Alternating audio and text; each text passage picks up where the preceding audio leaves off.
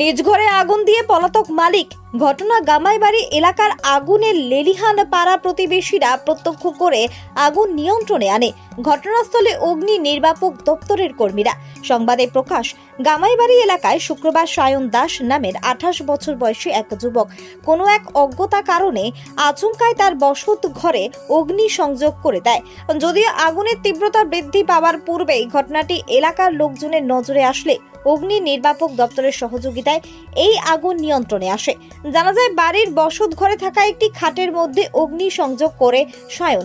এলাকা সূত্রে খবর, সায়ন দাস নামের ওই যুবক ড্রাগসের নেশায় আসক্ত এবং এই নেশাগ্রস্ত হয়েই শুক্রবার এই অগ্নি সংযোগের ঘটনাটি সংঘটিত করে। আমরা একটা কল পাইছি গ্রামের বাড়ি ফরেস্ট অফিসের দিকে, বাড়িতে আগুনের ধোঁয়া আইসি আয়া দেখলাম নিজেই মালিক, নিজের বাড়িতে নিজের ঘরে বলে প্রতিবেশীরা বক্তব্য করলো আর কি, নিজের ঘরে নিজে বলে আগুন লাগাইয়া বাড়িতে ভেঙে গেছে। নাম কি জানা গেছে? নাম হচ্ছে সায়ন দাস, 28 বছর। এলাকাটার নাম?